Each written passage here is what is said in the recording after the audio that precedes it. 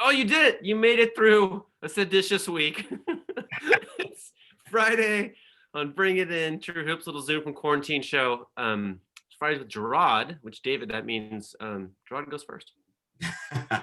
Well, so friend of mine, Sarai McDonald, writer, cultural critic for The Undefeated, wrote a really fantastic piece this week about the insurrection at the Capitol and the dangerous magical thinking of this is not who we are.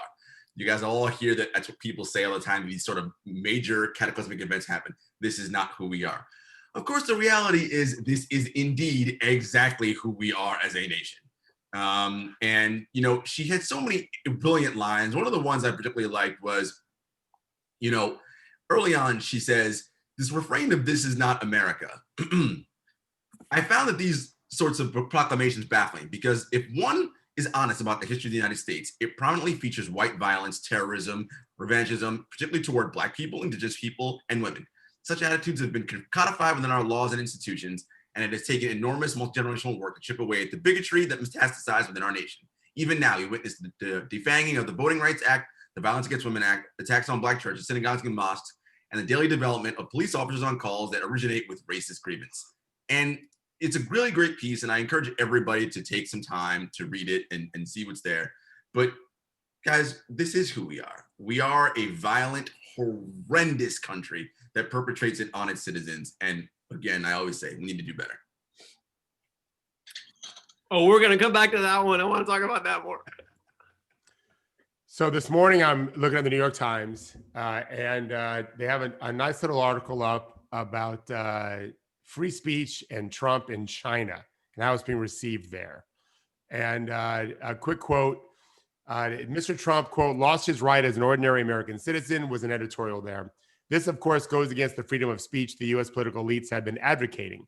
Mr. Trump's expulsion from American social media for spurring the violent crowd at the Capitol last week has consumed the Chinese internet, one of the most harshly censored forums on earth. Overwhelmingly, people who face prison for what they write are condemning what they regard as censorship elsewhere. And it just was, for me, an entree into one of my favorite little topics when people talk about freedom of speech. And I like to remind them that you can yell. We always hear fire in a crowded theater. You can yell fire in a crowded theater. That you're free to do that, but you're not free of the consequences of what might happen, what might result when you do that.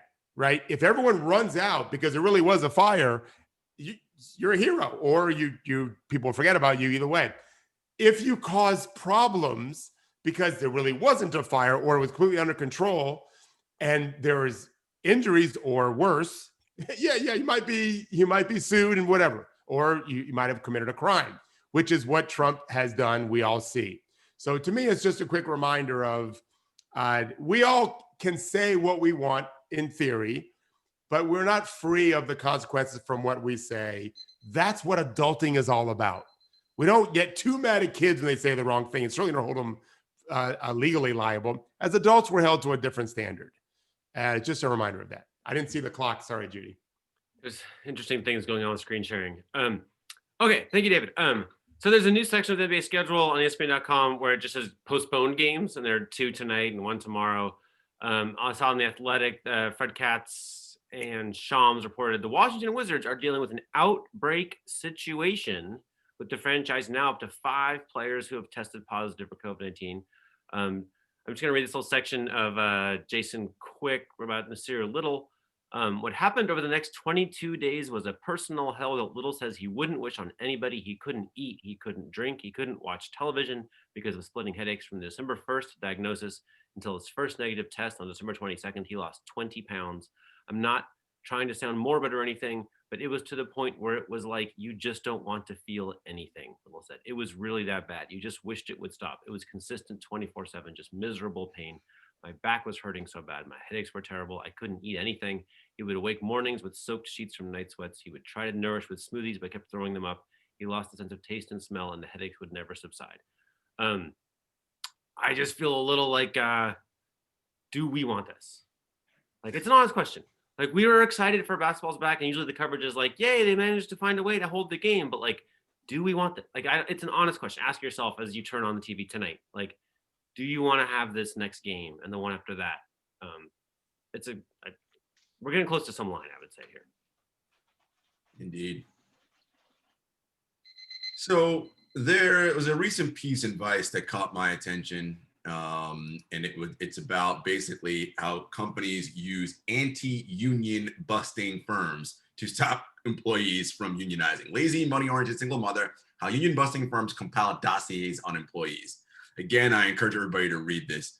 Essentially, what these companies do is when they hear or there's whiff of potential unionizing among its employees, they hire these consulting firms to pull these dossiers together about employees to figure out whom is more likely to vote for a union, right? And they start looking at what's their financial situation, how many children they have, what are their dependents, how much money do they make, all these different things, and what are their pain and pressure points that they can then squeeze to get them to vote, no, we don't want a union. Like, think about what I just said. Essentially, you are rigging an election in your favor because employers are like, hell no, we don't want a union. Why? Because if all the workers amass and can collectively bargain benefits and wages and all the positive things, that's a bad look for the company because they want to do what? Exploit workers to make the most profit they possibly can. These are the insidious things that the places that you work for, people, that they do when you're not thinking. And they guise it all under educational meetings and things to figure out more about you. And it's not that. They're trying to figure out how can we screw you. Pay attention, people. Bad things happening out here. Sorry, Caleb. I know. I'm telling open secrets. All right. So I don't know if you guys follow Dr. Eric Feigl-Ding. My wife and I do religiously. He's great. And he has been on it now for a couple of days talking about this new variant. And this morning he was writing about and tweeting about a new variant in Brazil and how it's a couple of different, he has a diagram where on 4 different floors of an apartment, on a hotel rather, people got it and a housekeeper got it. It's very airborne, obviously. It's now gotten to Japan. And I happen to have a very close friend and student of mine who not only got COVID, we found out yesterday, this is a very high-level professional athlete. He has a clot in his lungs. We don't know if he's ever going to play again. Stay home, everyone. My parents got their vaccine yesterday, and my mother-in-law, my wife is a miracle worker. It's amazing that it happened. They're starting to see some light at the end of the tunnel, which where the tunnel is pretty close to being over anyway, because they're between 79 and 84. To hear the joy in their voice is great. But even then, like, we have to be careful because they might still be able to transfer. We don't know. This is a scary time right now where we can take our eye off the ball very easily. This goes back to Henry's first point too with the NBA. This is a game changer. And we've known about it for a long time, but people have ignored it. Only go out when you have to. Stay away from crowds. Nothing has changed. Be smart. This is an uplifting day. All right, so I got a good one for number 3. We'll be happy about. All right, so David wrote about Steph Curry inspiring his teammates. I recommend you read that if you haven't. And the idea was that, like, yeah, his shooting's great, but he has a certain joy and kind of badassery that rubs off even when he is on the bench. I'm just going to read from this. I've been citing this book a lot. It's not new, but it's rich with stuff. Top Dog by Ashley Merriman and Poe Bronson. Okay. Researchers have put participants in fMRIs to see if being on a team changes brain function. They found that it does, even if you're just a spectator. If you're a Red Sox fan watching a Sox game, you're using a different region of the brain to judge if a runner is safe than you would if you were watching a game between 2 teams you didn't care about. I'm going to skip ahead. On a neurological level, it isn't your teammate, but you yourself who's sliding into home. Mirror processing is why one person's yawning triggers another's yawn, or why one person in a meeting crosses his legs, others will follow. But mirroring isn't limited to motor movement. It's idiomotor mirroring. We automatically mirror attitudes, biases, stress levels, and goal activation. Mirror processing is one of the ways people on teams unconsciously influence one another through nonverbal cues. Moods and energy levels are contagious, and you can catch a sense of urgency from teammates. It's an automatic process, not something you control. Teams have vibes. Everyone can feel when a team is gaining confidence or when a team is turning indifferent and passive. How about that? It's real, dude. Listen, I know of a very, very handsome older man who wrote a book called Basketball is Jazz for a reason.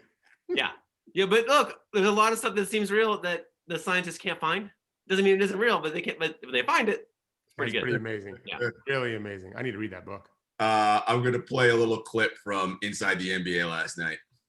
Oh, yeah. Christian, this Shaq, I owe you an apology. I wasn't really familiar with your game and, how you travel. Man, you're a casual. Played, 16, so I want to say I'm proud of you.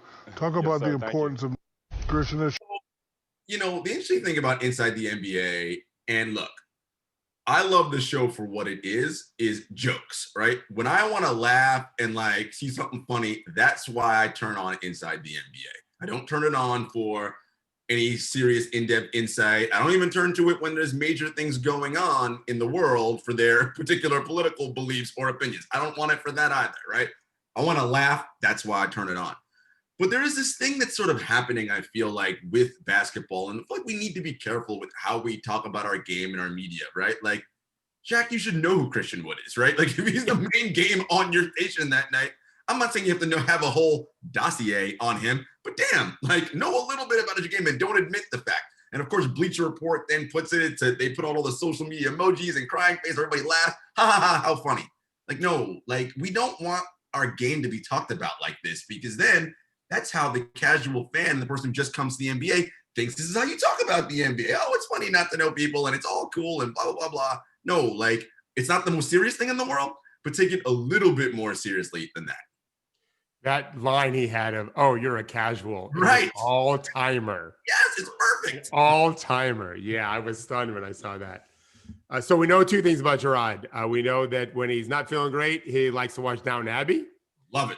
And he wants to laugh. He watches those foolish Hall of Famers on TV. All right. So as I'm watching multiple games last night, there's not that many games on. I see this left-handed dude making play after play after play. And I don't know who he is. I know he's not James Harden because I'm watching the Rockets and he's not on their team anymore. And so you can play this first clip, Judy. This dude last year was in Australia, Jae'Sean Tate, with a monster dunk in transition. He was a very good player over there for Sydney. And we can go to the next one, Judy. And then watch this, if you can see it. He delivers this coolest no-look pass. Watch him. He never looks. Boom. Hits the guy in the corner, starts walking back on defense like he's Harden. It was an amazing set of plays. He's really good. I think he had 10 assists last night, it said. And I tweeted last night that he's Houston's version of Lou Dort, right? Undrafted player, defensive demon, although he can really score, actually, it looks like anyway. And it's a reminder that there's not 500 Lou Dorts out there. But now we know there's more than one. And I've been saying there's more than two. There's lots of guys all over the world. You just have to really pay attention, not care whether went to high school or college, where this guy went to Ohio State. So it's not like he went to a bad school. But you got to open up that perspective, that prism that you're looking through as scouts, and look for guys like that because they're out there. They don't have to be drafted. Get Jae'Sean Dort. There was a conversation on Twitter about what to call him. Dortish. He's Dorty. Yeah, it's fun. All right. Thank you, Judy. So it just published this morning. Luke Mogelson, the New Yorker, was embedded with the nut jobs ransacking the Capitol on the 6th.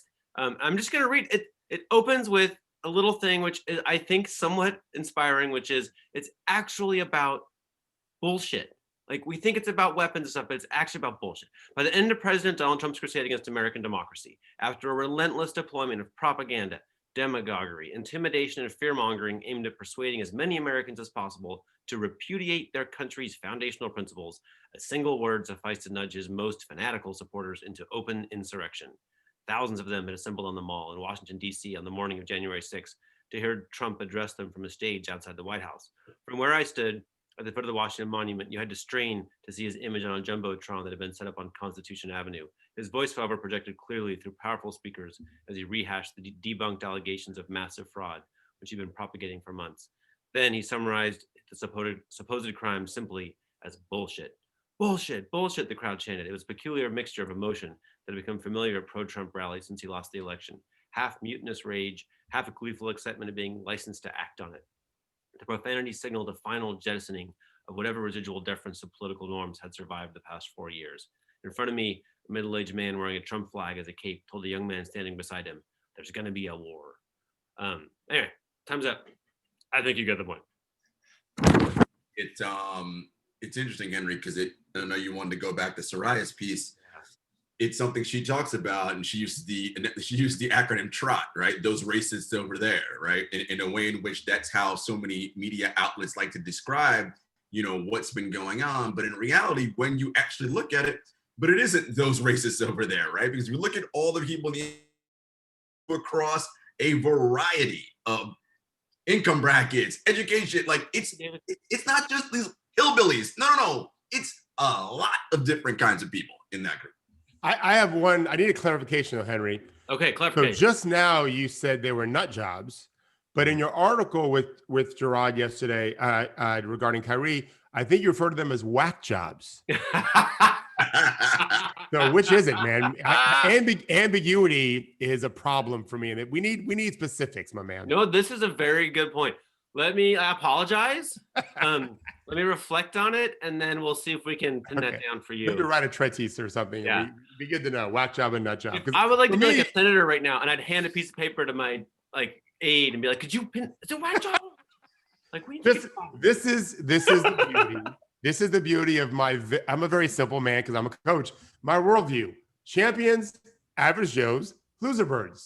There's no ambiguity there. Come on, Henry. Do your own thing. My brother's got winners. I don't remember his middle one, but his last one is douchebags. That's his thing. It's one of those three things. But come up with your own thing. So here's why I said I wanted to come back to that, John. Was I'm actually a little bit. It's hard to find things to be excited about, but I'm a little bit excited about a thing that I've been learning from my wife, who learned it from something she heard on the radio. She's pretty sure she heard it from an interview with these people years ago, which is why I got this book back out. I couldn't find it yet. I was a little short of time, but I will. Don't worry about it. But so as she explained it to me, and I think it's gorgeous, is movements that succeed have multiple different kinds of leaders. So some of them will be conciliatory, and some of them will be moderate sounding, and some of them will be bomb throwers, right? Maybe not literally, but some of them will be. So this came up because in our house, it's kind of exciting, the AOC videos saying basically I need you to resign, right? There's a little something satisfying, right? You're a little I need someone to talk like that. And it's a little disappointing that Joe Biden says, this is not who we are, right?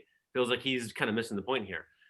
Jessica's introduced the concept. I don't even think she buys it, to be honest, that maybe it's a more successful movement with these different tones, pushing in the same general direction. Because some people like to hear it from Joe and some people like to hear it from AOC, and you don't really get a majority of a country behind one ideology, right? It's not going to feel the same. So maybe this mishmash is good. It makes sense, right? Because there's a reason why AOC appeals to certain people and not to others, right? And the reason why Joe Biden won the presidency, right? And someone else wouldn't have worked in that situation, because to your point, you need to hear similar messages, right? Depending on who the messenger is, right? That's just how, to the point that you were making about if you're a Sox fan watching the game, how your brain activates when it's someone else saying it versus another person, right? So that tracks 100%. Well, they're going to have an impeachment trial, right? And for some Americans watching not that closely on CNN or whatever, they'll be like, well, Joe wasn't even he didn't even really want to have this trial. So therefore, it seems very reasonable, right? Whereas others of us will be like, how the fuck didn't they kick him out years ago, right? Maybe we kind of need all that. I'm not saying everything's perfect. Don't get me wrong.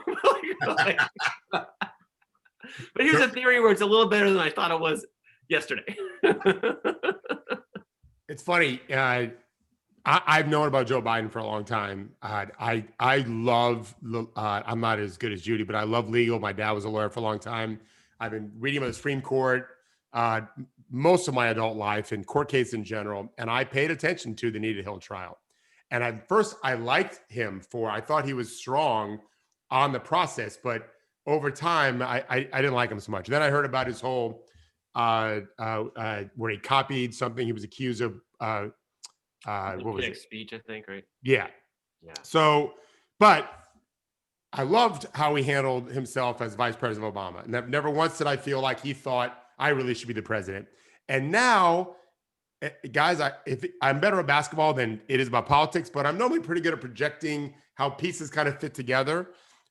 He might be just the guy we need in this crazy fucking time because he's old. I never have thought that before, but he doesn't need the big fan. Like, we don't need a big inauguration here, guys. We don't need a big ball. He's not bitching about if Donald Trump was being elected now, right, for the first time, he would insist on having a ball no matter what the potential for crime is, for terrorism, whatever. Like, Biden's been through everything, man. He's just happy to be alive and be president. And he might be good at toning things down. Not to suggest that we should be conciliatory right now. I don't think any of us, any four of us, want unity. We like some justice first, right? We want some fairness. But he might be just the right person for the job for 4 years anyway. And then I would love for him to politely say, okay, it's Kamala's turn. That would make me very happy. But there's a lot of crazy stuff. Our FBI is very worried. Do you know that they're buying body armor? Our Congress people are buying body armor, and they've been told they can be reimbursed. This is where we are now. The work expense. Right. They could buy body armor and turn in their receipts. I don't know who gets the receipts. Secretary of Treasury? I don't know. We do. We get the receipts. Right. Yeah, right. Ultimately, we're paying for that. Right. How crazy Thank you, is that? How crazy is that we're in that position now? And I believe I read yesterday there's more troops in DC than in Iraq or Afghanistan. It's so crazy, Coach. My friend who lives in DC, she goes for runs, and a lot of times her runs will be through the mall and the monument, and all that stuff. And so she'll be like, "All right, went for a run today to avoid the 20,000 troops that are here." Oh, couldn't. I mean, and she's like putting it up on Instagram, and there's fences blocking everything. And she's like, "Oh, because I can't go that way." I mean, it's you look down there where all the little nooks and crannies, it's like, what is this? Like, where are we right now? That literally America's got fences up around everywhere to protect it from, its own citizens. I believe the term is nut jobs and whack jobs. Yeah, nut jobs and whack jobs. Well, we're not sure. It's one of those. Probably not both. Like, yeah. Oh man. Yeah, that's there's an interesting tactical thing here, like, which is they did it already. Like, they said that the 20,000 troops in there and their big perimeters, like, by what, like the 8th or 9th? Like, it was fast, which I think was maybe kind of brilliant. Like, this was a pretty big, we tactically screw it up a lot in this particular story, but this one I'm like, wow, like, the problem was going to be getting the politicians in and out of the inauguration and in and out of the Senate. Right now it's like, well, they just secured the whole damn zone, right? So, like, now they're not going to have to wade through a crowd of armed people, which was probably going to be the weak part of the plan, right? Like, that was going to be, anyway, no one's going to surround the Capitol now, I guess, right? Definitely not now. No, it's a mess. As I'm watching these soldiers, though, some of them had masks on. I'm not the mask police, but I'm hyper aware of it, especially, in light of what's going on now. Dr. Ding actually had Feigl Ding had a brilliant comment. He's been saying this or writing this, that one of the reasons why we need to stop spreading this virus, besides all the obvious ones, is the more it spreads, the more chance it has to mutate. Oh, for sure. I never thought of it that way. I'm just a stupid basketball coach, but yeah, right. It's just it continues to replicate, and with a little change, we all, as my brother Mike, who's a brilliant doctor, said yesterday, he's got his vaccinations, whatever. He doesn't know how long they'll last. He's hoping. He's hopeful. He's really happy my parents got one, but he doesn't know. It's funny. We all used to track the numbers, and now it's like, oh, they're huge, right? I don't even know. But how many people on planet Earth have been infected with the coronavirus now? Like, it's got to be approaching 1 billion, right? Like, I thought the list was like 20 something. Oh, America's 20 something million, isn't it? Yeah. It's a big number. My number's way too high. Yeah, it's a really big number. The globe, I mean, it's got to be in hundreds of millions, right? I'd imagine. We obviously don't know. Somebody Google that. But what you're saying, David, is there are many bad reasons to have some giant number of people infected with the coronavirus. Like, yeah, for sure, 100%. Except for the nut jobs and whack jobs. Yeah. And so, I don't know if they get it. Oh, here we go. That's in America, right? That's America. 23.4 in America. Okay. Very close to closing out 100 worldwide. Okay. Yeah. Worldwide. Oh, yeah, there we go. Yep. Okay, good. Yeah. It is 100 million. Not good. We need to be super smart right now. We're close to getting a lot of people vaccinated, and life will get much, much better. But we've seen just the last week, guys, we're reporting that, and this is for you too, Henry, just because you've had it, I had to tell my daughter this, you can still spread it. You're unlikely to get sick from it, but they're finding large amounts of virus in formerly infected COVID patients who get reinfected, don't even realize necessarily, in their throat and their nasal cavity. And that is something we had never, I've been looking at this for a long time because my daughter got it back in October. And I just read it this last week. So we just got to be super careful. There's look, I'll tell you what else occurred to me. So I talked to somebody yesterday whose parents are in a home where everyone's been vaccinated and the staff's all been vaccinated. And they still can't do anything. Like, because like we don't really know how it works, right? So there's this kind of crazy, like, whatever our post-pandemic plans are, like, we're gonna have to really, like, actually when Zach Binney Smith was on the show, I used the word disappointing about some of the data we have, and he kind of took offense to it, I think. But like, what I was getting at was like people, like when James Harden goes around without a mask and he's recovered, like, I don't know that we have any data on to what degree he's safer than people who haven't had it, right? But it doesn't really matter today when there aren't that many people in James Harden's boots, and he can just wear his mask anyway. He should, of course he should. Right. But he's also on the path of all of us ending the pandemic and go back to regular life. Like, indoor dining for James Harden is a microcosm of the challenge for indoor dining for all of us, right? And I don't think we know. Maybe Bilal can tell us, but like, I don't think we yet really have a way to say, oh, you guys can just have a dinner party. You're good. Like, I think in every instance now, all we have to say is just be careful, right? Even with your vaccine, even with your recovery, even with this, whatever, even with, there's like, in every circumstance, we're still at like, just be careful, which is alarming rates. I just want to add one thing. I'd like to check to see what the different newscasts show at 8, 9, 10, 11. Laura Ingraham last night, her big thing was, do you really have to wear 2 masks? She like makes fun of the idea of double masking, which my wife and I do, and only double mask everywhere we go. But her argument was, as she was talking to some crazy doctor, whack job, nut job doctor, the argument was, even in states that are really imposing strong mask or regulations, we still see this big spread. So what gives? As if we have mask police in everyone's homes. Right. You have to wear your mask when you go into a store. But we're social beings. We congregate. And we know who isn't congregating, who is congregating without masks. We know that. It's not rocket science to know how this thing is spreading. But we still have one of the 3 major news networks. And the last point I want to make to it is that when is the NFL going to say to Fox, change your views, or we got to cut our ties and we'll go to NBC or ABC? Well, that ain't never happening, right? because they have, all the people that matter in the NFL agree. And it's interesting that we're talking about this, and we'll definitely get the basketball. But this idea about the news, right, Henry? And like, this is why I love like what we're doing with TrueHoop. And we had a conversation pre logging on about like, when you're in media and how you're selling out. Look, there's an event or a thing, COVID-19, right? Every news outlet is covering it because it's a thing. But what they're doing is carving out the piece that works and feeds their audience, right? And giving it to them.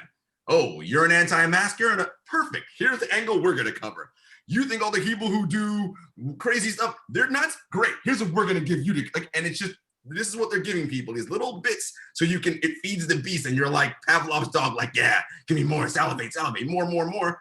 And it's just ridiculous because literally you're not giving people the entire piece, and maybe because as a collective, people can't handle the entire piece because our brains are not equipped to do so. Well, everyone on this call, we're good. We can handle it. Maybe the rest of those whack jobs can't handle it. But this is happening. This is Malcolm Gladwell's thing about tomato sauce. When they found out, wait a second, a third of the country wants extra chunky and no one's making extra chunky. That's Fox News right there. That literally is what Rupert Murdoch realizes. A third of the country is really crazy right wing, and no one's, except for Rush Limbaugh, is appealing to them. And boom, that's what happened after 8 o'clock every night. Wait, are you? What I'm saying is they're doing it on both sides, right? They're doing it on the CNN, MSNBC side too. It's like, just keep calling them crazy races and like feed them. Everyone's feeding what their little grouping wants. And we're getting little bits of the whale, not the whole whale. David, are you saying that people who like chunky sauce are whack jobs? Actually, I'm waiting for you to define whack job and nut job. Then we don't have an answer on that yet. Okay, we're gonna be patient. Your people are researching it. Yeah. Hey, so on the subject of the TNT guys last night, Jarod, this is a subject I deal with all the time as I work with players. I'm old enough now where I've got players who are in their 40s and I've got high school players in their 50s. All right, what are you going to do when you're done with your NBA career? I actually just talked to someone yesterday who is still in the NBA, and I think he's got amazing media potential. I'm not the only one who thinks that. So we started having this discussion. I said, you're 8, 9 years away from having to do that. I said, and I have another former longtime student of mine who's coaching now in the NBA. And it's in a completely different world than anything he's ever dealt with before. It is wrong to call players lazy. Of course it's wrong. They're lazy in a different way than we are athletically. We are lazy physically, the average human being. We don't do what we need to do with our bodies, and it's bad for us. Those guys kill themselves physically, right? And studying the game and all of that. But many of these NBA players, because they're so amazingly talented, don't have great habits that the rest of us have to have on our job. They're just better than us at what they do, and they can put through their body through so much physical pain. But to ask Shaq to actually really watch all these games, it's just not something he's done before.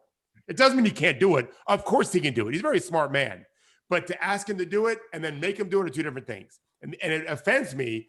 What you said, Jarod, is exactly how I feel all the time. How do you not know who these guys are? Why are we only looking at superstars? That's wrong. And this is why I've been saying for a long time now. I love players. I deal with them all the time.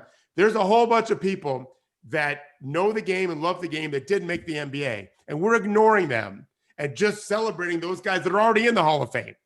There's plenty of funny dudes that love basketball and can talk the game and can teach us a lot too, that may have played in just high school or college, or maybe not at all. Did you ever see Stan Van Gundy play basketball? He's pretty good coach, though. Like, there's a whole bunch of guys, right? So it bothers me when they don't know who Christian Wood is. Well, the thing too, it's the incentive and the pay structure, right? Like, obviously Shaq gets incentivized and paid a lot of money to be that caricature, right? And Barkley, that's what gets the views and the ratings. So it's going to continue to feed the beast. But my thing is, like, you guys are the stewards of this game, like, right? Some of the all-time greats. Right. So people who just get dropped into basketball and say, let me learn. And you say, oh, who's that guy? Oh, that's Charles Barkley, one of the greatest players of all time. Oh, that's killing it. Oh, someone hears that, they just go, so I must listen to whatever they say because they know what they're talking about. And it's like, well, here's our problem now, because they're doing something, they're performing for some other kind of audience, you know? Yeah. It's suggestive. It's suggesting that those guys don't matter. And that does not honor this game. Yeah, it is. That does not honor this game. Your point is so great, Jarod, about the stewards of the game. You're damn right they are. Right? We need them to celebrate all the players that have made it, especially the ones that are helping their team win. If you want to draw the line at those that are not impacting the game at all, fine. But Christian Wood is an important player in the NBA right now. And no one knew who Lou Dort was, and he almost beat James Harden in Game 7. And they didn't lose because of Lou Dort, I tell you that. They were competitive because of Lou Dort, right? It's offensive to all of us that know what these guys. Christian Wood said it perfectly. He didn't want to start a fight. You're a casual. Well, that shouldn't be a casual. Great. Right. That's like one of the greatest lines I've ever heard. It's great. All right. So I think I connect this a little bit to the Soraya article that Jarod was talking about, and then the different kinds of leadership and this sort of idea that, you know, maybe you have some conciliatory voices and some less conciliatory. So, and this Shaq thing to me, like, I don't like when Charles Barkley does Who He Played For, which mocks his own lack of knowledge. Like, I have no problem with that. But there's a problem with our sports media, like Hollywood's media, where it's like the Oscars red carpet every day, where it's just like, I can kiss your ass. No, I can kiss your ass even more, right? Like, and on and on. Like, and this is what Laura Ingram's doing a little bit to the right. She's basically just like, I won't challenge you at I'm going to tell you every impulse you had, every selfish idea you ever had is genius, right? Like I'm going to affirm and affirm and affirm, right? The problem with that is compared to like Thomas Jefferson's view of the media, right? Or whatever high-minded shit we're going to talk about. But like, the problem is in the one lane in the like Shaquille O'Neal, Charles Barkley, Laura Ingraham. Yes, I put them all together. Like, nobody is going to change who runs the network. Nobody's calling for anybody's head. The people in power, like you just defer up. That's how that goes. It's the way the game works, right? But if you're in the Thomas Jefferson view, like, you can read some, there were a lot of angry columns about morning of this insurrection like 5 years before from like that were like not as popular, right? So I think there's like the key difference between like, media that's just fun or media that isn't as popular, right? Is like, are you ever going to call for people's heads, right? Will this media cause what Thomas Jefferson wanted the media to be able to cause, right? Which is to change who's in charge. And like, that's the problem with like, I see it as originating in Hollywood. Maybe it came from somewhere else, but like, this idea that just like, listen, if it's about access, then you just have to say nice things about Harvey Weinstein or George Clooney, or not George Clooney's done anything bad that I know of, but like, you just don't rattle the cages of the powerful people, right? You just, for your career, you just go say whatever you say to get in there, right? But the problem is, Harvey Weinstein's doing this, no one knows about this for decades, and no one says anything because the media's kind of complicit. Yeah. Well, you personally, Henry, and that's why you call it True Hoop. Authenticity is such a big deal for you, and I'm glad it is. Big deal for me, yeah. There's a reason why Jarod and I are on with you. Like, I would think you would feel that we're authentic people, even when you disagree. I think you enjoy that, and Jarod and I probably feel the same way about the people in our lives. We prefer authenticity and disappointment than lies, right? I don't need to be fed anything but the truth. Right. And then I can make my own decisions from there.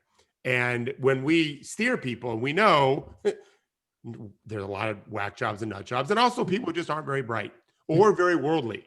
They're just very provincial for lots of different reasons. And they may want to see the light, and they ain't getting it from people that aren't being authentic. Because the truth is, actually, Shaq knows the game really well. Right. There are things that as smart a coach as I've learned to be, there are things I can never understand about the game the way Shaq does. There is a unique wisdom he has because I've never had 8 guys guard me at the same time. Right? There's in the movie Princess Bride, Andre the Giant is fighting 2 people. No, he was talking about fighting small people. He'd never done it before. Right? He can beat any one person up. 2 people is a new thing. Shaq's had the whole team guarding him, and there's a physicalness to what he had to do. That is there's really insightful stuff to learn from that. And he doesn't even think about delivering it to us. Right. And I'm thirsting for it because I want to be able to teach it to other people, right? I wish the editorial people in charge of that show would recognize the amount of knowledge. Think about what Barkley's gone through in his career on the court. One of the smartest players. I watched him play going back to college. He's been around a long time. I was a freshman when he was a junior, I think, or maybe a sophomore. He was amazing. He looked very different than he did it later on in Philadelphia. Yeah, his knowledge base through the roof, right? I said this about JJ Redick and Steph Curry. When they first got to the NBA, I thought no one's more prepared for NBA defense than those guys. Because since high school, they've had the entire team guarding them. Like, you're not phasing those guys. And when JJ first wasn't very good, I still thought he was going to be a long-time starter because I knew what he already made it through to get to where he was in the first place. Same thing with Steph. These guys have such insight. I would love to hear what they had to say. And JJ has a podcast, and I think who knows what Steph will do one day. It's disappointing to me when it's just about the laughs, Jarod, Yeah. It can be more than that. Well, there's a problem with the schedule. So if Shaq wanted to tell us the secrets of how to operate in the post with 5 guys guarding you or whatever, he used to talk for 6 minutes or 9 minutes. That doesn't work for TV. And sitting at a desk, like snooze fest, right? So what they're willing to do is like a Kobe Bryant detail thing, right? Mm-hmm. Costs 50x per minute to produce that as the show they have, right? Like, so what they do in most sports TV is like, you pay a lot for the talent and you put a desk and then nobody else has to think, right? It's just like dumb, dumb, dumb, dumb, dumb, dumb. And I know a really smart guy, a guy who used to work in the NBA in the front office, and then he got a gig on sports TV, and he did it for like a month where he was trying to like use all these interesting insights, and then he called me and he's like, I don't know, figured it out. Like, I figured out how to do it. He's like, you just say like, LeBron's the best, Kobe's the best. Yeah, we're done. And he basically he kind of solved being on TV by never saying anything insightful at all. Because when he did, it just fucked up the whole show. Like the producers are mad. They don't know. It's all weird. Like the reason John Hollinger wasn't a TV star, right? Like his points are not simple, right? He needs a second. He needs a really nicely produced thing, right? How, like, hey, how is it? Jarod, do you watch football? I do, not as much anymore, but I watch it. So I remember when people freaked out about the Cowboys quarterback when he first started doing TV commentary. You remember who I'm talking about? Who is it? Yeah. Yeah. Is he still do it? He still does it. Freaked out because he actually knew the game. Well, yeah, he was quarterback, right? Now, that wasn't a studio show like you're talking about, Henry. You have more time to talk during the game, especially in football where you play for 4 or 5 seconds and sit around for 45 seconds. Right. So that's perfect. That in baseball. Basketball is obviously a lot more fluid. Mm-hmm. But is he still considered smart at what he does? Yeah, people love when Romo gives you the insight because not only is he breaking the play down, he's actually giving it to you from a quarterback who recently played. Yeah. Here's what so-and-so was actually seeing on that play. He knew his outlet man was here, and it's, again, because of the nature of football, after a play, you have a minute to the next one. You got plenty of time to bring the replay back, stop it, pause it. Like a guy gets hurt every second. So it's the perfect medium to actually do smart analysis, whereas you can't in an NBA game. I like how we could just ask Jarod like how anything works, and he can just tell us like, "How's Romo? Is it Romo now? How's he doing?" Like we don't know. I don't pay attention to this. I agree with Coach though. I do want, because you can't have it in a game. I understand that, but like that detail stuff that Kobe Bryant, it's brilliant. When you mentioned JJ Redick, that podcast, I keep referencing it. The episode he had with Chris Paul. It's like basketball nerddom because the two of them, right? Smartest, and it's just like, yeah. But that works in a podcast because you have 2 million hours to just sit there and talk. TV, I got to get the commercial 90 seconds. Producers screaming in your ear. It's like, nah, this ain't going to work here. One day, maybe I should record a Zoom call I'll do with a player. We'll spend an hour discussing drop coverage and the angles to play drop coverage. To me, it's ABC, right? It's just super simple. But when I've had other people, like the father of a player, will see like that's next level shit I've never heard of before. This is the kind of stuff we talk about every day. I'm very excited. I think on Monday I'm hosting, because I will not go to an outdoor restaurant. I'm hosting a G League team. There are 5 coaches that represent 2 different teams. The assistant general manager from one of the teams. They're going to come over either my front patio or my back, depending on the weather, and we're just going to nerd out and X and O, right? And we're going to. I had to send him a picture of my back patio where I can seat 10 people, and everyone's 6 feet apart. Basically, it'll be nice and spread out. And that's the kind of stuff I do all the time on phone calls. But to your point, Henry, about a desk, Shaq at that big screen they have, breaking down post play. And where the angles are coming from and where your passes are, he'd be amazing at it if he wanted to be. We were like obsessing about how to take basketball insight from you or anyone, like coach it, whatever, players, and show it, and show it on the court, right? And new technologies were coming available at the time they launched that big screen, whatever the year that was, like 2016 or something. And I remember thinking like, oh, like finally, like there's a tool in production before the audience where we can really see some stuff. And then they use it for like, see how fast this guy runs? And I'm like, oh, come on, we didn't. Well, I was going to say, Henry, the whole bit with that gig on TNT, half of the segment is about, is Shaq going to get up and race Kenny to the board first, right? I do like that. Again, it's funny. Like, I enjoy that. But what Kenny explains is stuff that it's very basic and rudimentary, which I was going to ask you. I feel like they probably have to do that because of the audience, right? It's like, we need to give you something like baseline and simple that we're going to explain here versus something more nuanced, or are they downselling how smart the audience is? We can go something a little more elevated here. I think there's like for me, like in looking at just what happens in digital media traffic, like, so let's say David records his hour Zoom call, right? So now we're thinking like, oh, how many people are really into hoops and want to know X's and O's? And the answer is Caleb. Right?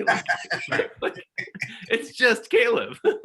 But if he did his hour Zoom call and we recorded it and then found like a particularly interesting 90 seconds, and then we do a follow-up interview with David and a follow-up interview with the player, and then it together with a little music, a little whatever, like that'll work. Like that now we found a Romo moment where we can take a like, if you've probably seen, this is how they make reality shows, right? There's like, will the Alaska vet be able to save the bison? It's like, well, it depends on the bladder or whatever. And it's like, suddenly I care about bison bladders because they made me, right? Like, you gotta like hook people, right? You gotta use a little storytelling. And no, people don't care about bison bladders. Right. The bison bladder TV show will fail. But if you're like, week after week, we'll put you in a state of suspense and see if you can find the resolution. It's like, oh yeah, everybody's got time for that.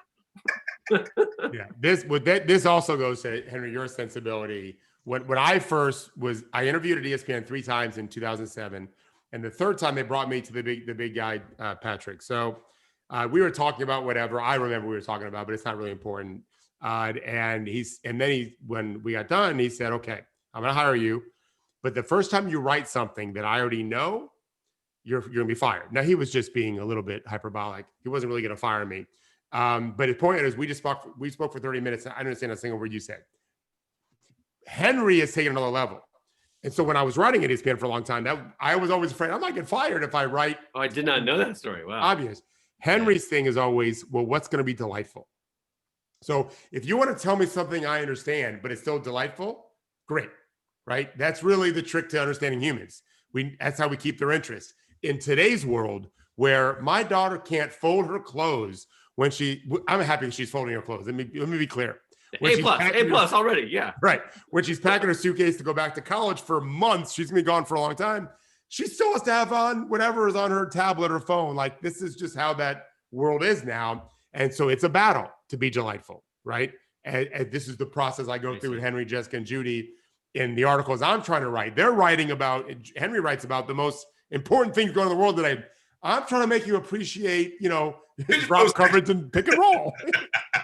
It's not so easy to follow Henry anyway, much less to do so talking about what's on the court. But it is the way you appeal to people. And the fact that Shaq and Chuck are so funny, and Kenny's a good straight man, and so is Ernie. I almost never watch them. But when I have, I definitely notice who's the Abbott, who's the Costello in this equation, right? You can do both. And they're not doing both. And that's my concern is give us all you really know. Don't just be the jokester, right? Yeah, and there's a thing that people do. Okay. So TV, the TV's on and the NBA's on the TV, and it's part of your life and it's a part of your family. And it's like, it's an emotional connection, right? I get that. I live that too, right? But sometimes it spins into this kind of like, I don't know, like a TV commentator dies or gets a bad diagnosis or something. And then we start hearing from fans how like this was the greatest human to ever walk the face of the earth. And I'm like, oh, it doesn't really happen there. Like, the NBA isn't in the TNT studio, like, and you don't know them, right? Like, giant mixed bags, right? Like, I felt in love with this when David Stern died. It's like, oh, he was epic. It's like, yeah, you did a lot. He was a tremendously effective executive that you didn't know, and he didn't come to your house. And if you did know him, you'd be like the people who did know him are reacting, which is like, woo, kind of mixed bag there, right?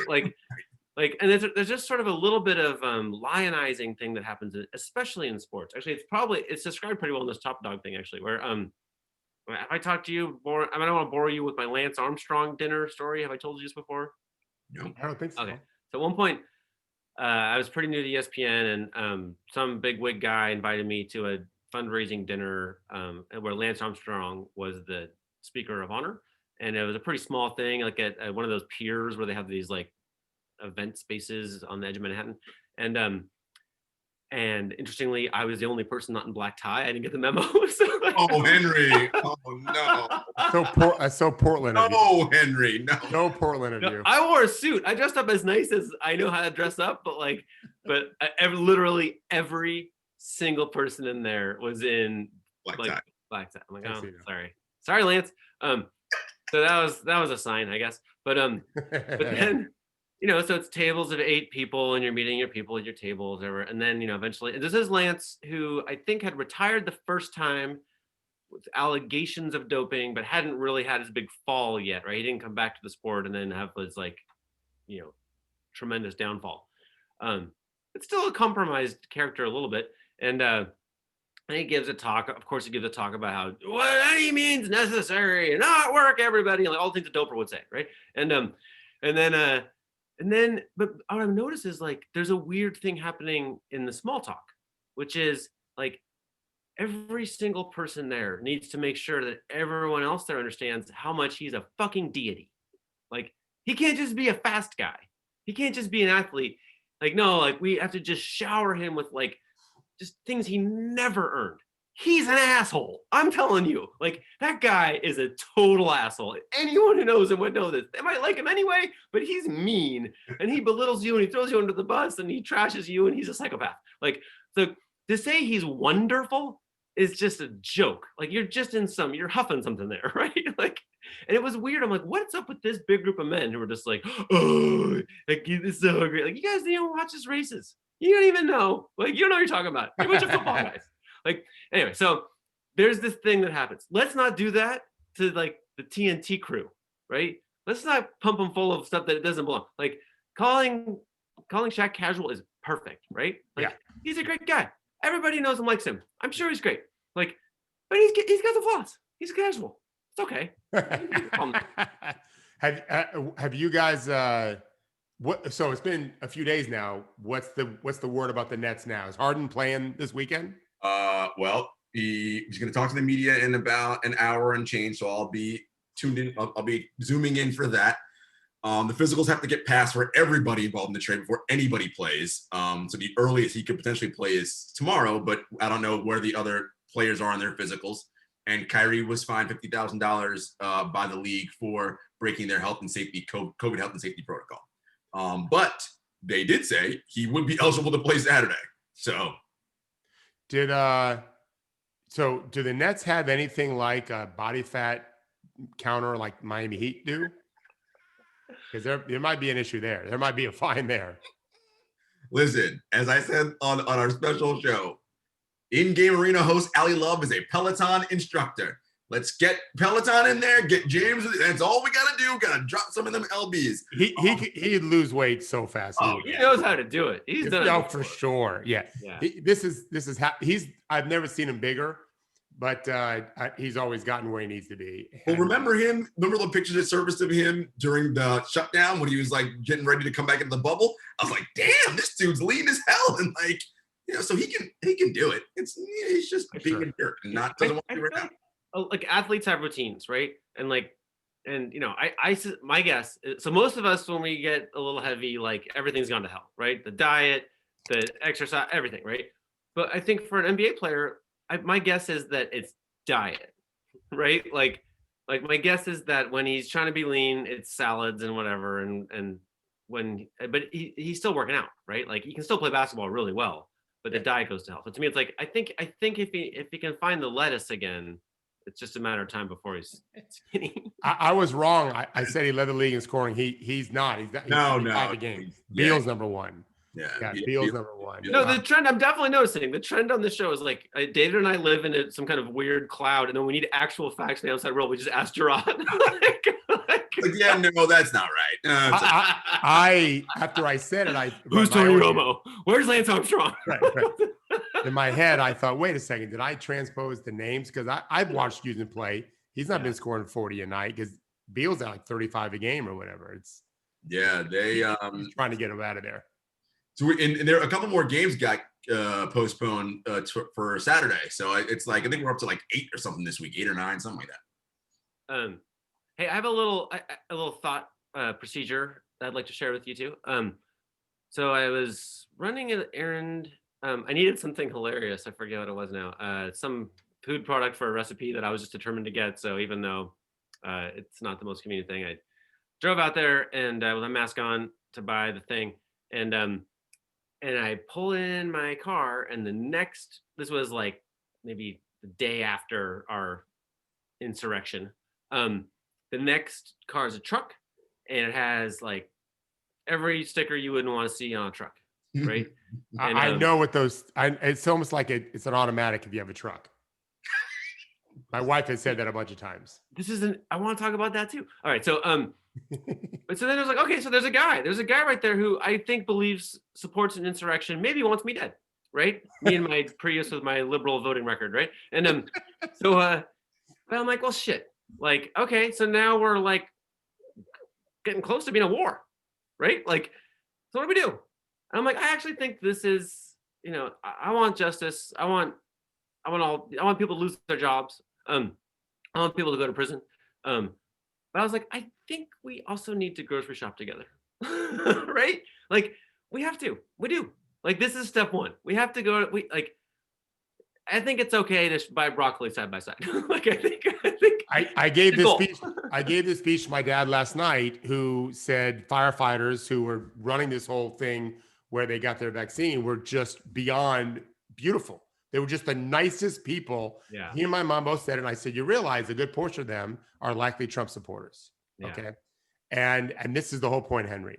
There's a difference between a Trump supporter and Trumpism. And we need to embrace people who supported Trump but aren't part of the Trumpism movement. Because, yeah, they're the ones I'm watching Jarod's face for signs of reaction. It's just the reality of it. We can't avoid them. I coached Little League for 11 seasons. I'm quite sure more than half, and my county voted blue, barely, but they did. Yeah. I'm sure more than half were Trump supporters, and they would have done anything for my kids. This is before Trump, obviously. And I still think, and I've said this many times, they see a child hurting or a woman hurting on the side of the road, they would offer help. The Trumpism people, I don't know about. I've lost faith in them. But so just because you voted for Trump doesn't necessarily mean that you want all of us to die. Maybe some of us. Only the whack jobs and nut jobs. That might be the delineation. I went for a run this morning, and there's still a couple of Trump signs up here and there. And I'm like, okay, I think we need to take those down now. Like, I recognize that there was like the sham of like America's two parties happening for a while, but now that sign means insurrection, right? Like, I think so. That's it. He's going to go down as the losingest president of all time. Well, the idea about, people who vote for Trump or Trumpists and, can you shop with them and buy kale, or bring someone to kale in the chat, and like, usually not kale. They're not buying kale. They're not buying kale. Look, the question is fundamentally, right? Like, whom do you consider to be a human being, and whom do you consider to be an American, right? Like, if it's only people that look like you, well, I don't care if you're well-meaning and you'll help coach his kids, and like, because I don't look like you, so you therefore, like, right? So this idea of no, because if you vote for Donald Trump, there's a certain belief you have about what you think human beings and Americans are, and almost exclusively, it is not people that look like me. So I'm just gonna, on Adina's behalf, go. Mm-hmm. Mm-hmm. Oh my God, she's out. Oh my God, she's like way better at video than we are, and we do the video all day. What the fuck is wrong with us? But there's a real question, which is like, what do you do? What's tomorrow look like when you need something from the grocery store? Like, are we, like, you're right, Jarod. You're absolutely right. Like, this is the problem we're trying to solve. But in the meantime, like, the first Trump sticker you see, do you walk up to that person and say, you motherfucker, you're going down, right? Like, are we at war, right? Or is it a goal, like a tactical goal or a personal goal or safety goal, to be like, I know you exist and we both need broccoli, so let's go, right? Like, it's a question. It's an honest question. Like, I whisper the word loserberg inside my door. There's one approach. Okay. And then I feel so good, and they hear something, but they're not quite sure what it is, and so we don't battle.